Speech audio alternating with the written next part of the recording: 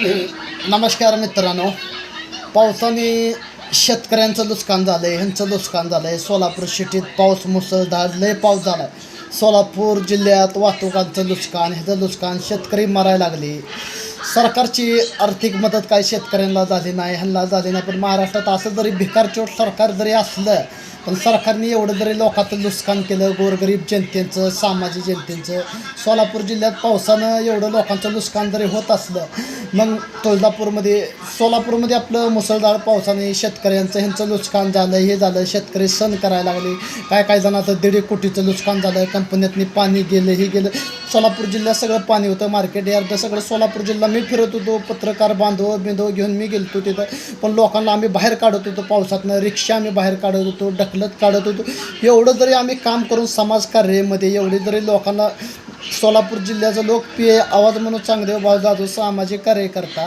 बघा तुम्हाला सांगतो, आता आपण काय करावं, एक समाजासाठी आम्ही एक दायित्व घेतले, एक पिढा घेतला आहे समाजासाठी लढवायसाठी. मग बाकीचे काय म्हणते, आता ही सरकार देवेंद्र फडणवीस महाराष्ट्रातला मुख्यमंत्री असून सकाळ बरं का, त्याला काय मी काय म्हणत ना सोडा. हो का, त्यानं गोरगरिबांचा विकास केला नाही. सामाजिक जनता मरायला लागली, शेतकरी मरायला लागले, जे कामगार बांधव मरायला लागले, त्यांच्यावर अत्याचार होतो. एक पैशाला तरसते. बेरोजगार तरुण फिरायला लागले. 12वी शिकलेले मुलं, 15वी शिकलेले मुलांना नोकरी लागत नाही, ही लागत नाही. मित्रांनो, ही सरकार तुम्ही बनवू शकत आहे आणि सरकार तुम्ही पण खड्ड्यात घालू शकत आहे. तुमच्यापेक्षा कोण मोठं सरकार नाही. आता तुम्हाला सांगतो, मनोज जरांगे पाटील मराठा आरक्षणचं योद्धा, त्यांनी आरक्षणासाठी लढलं. आता हे लक्ष्मण हाके नालायक लावड्याचं त्याचं उठून बसलं आरक्षणासाठी. आता आमच्या ओबीसीमधनं जार का दिला. आता त्यांच्या प्रकृतीनं त्यांनी करायला, हो का, सगळं आपापल्या मतलबीसाठी करायला लागले. मग हिंदू धर्माचं काम कोणी करायचं? आम्ही करतो. या चांगदेव भाऊ जाधव सामाजिक कार्यकर्ता करते. गौहत्या कोणी वाचवली? मी वाचवली. त्यानंतर तुम्हाला सांगतो, गौहत्या कोणी वाचवली आणि जे लहू जिहादचं मामलं मी उचलायला चालू केलं अख्ख्या महाराष्ट्रात.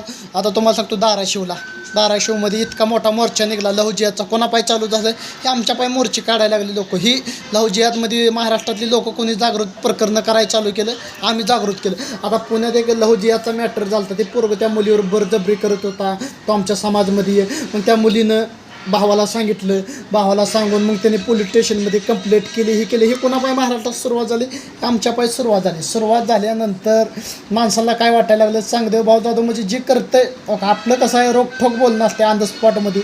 आपण घाबरत नाही कोणाला, काय नाही. बघू आता महाराष्ट्रात पोचत आलो तर तुमच्या आशीर्वादाने महाराष्ट्रातल्या ठिकाणी पोचले.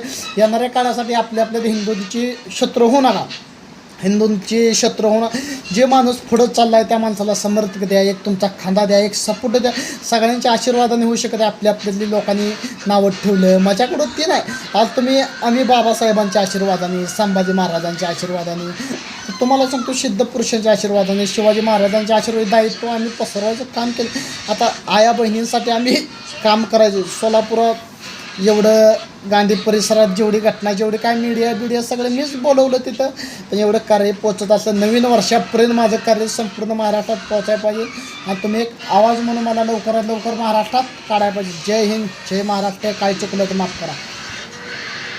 आणि समजणाऱ्यांना इशारा माझा समजून घ्या. चांगदेव भाऊ सामाजिक कार्यकर्ता, समाजकार्यामध्ये सोलापूर जिल्ह्याची शान आणि गांडोच्या अवलाद म्हणून जगत नाही. आणि ही जी आता जी नगरपालिकेच्या इलेक्शनला आले, अख्खा माहीत आहे. नालायक लावडीच्यानं तुम्ही रस्त्याची कामं केली नाही, ते ह्याची कामं केली नाही, ते लोक मरायला लागली आमची, ते बेरोजगार फिरायला लागले. नगरपालिकेच्या इलेक्शनला संपूर्ण महाराष्ट्रात इलेक्शन आहे. नगरपालिकेत तुम्ही किती पण ताकद लावा, पण एखाद्या गरिबामधला नगरसेवक करा. गोरगरिबांचा विकास होऊ द्या, सामाजिक जनतेला मरून देऊ. बघा, आपल्यासारखी लोक मरते, सामाजिक लोक मरते.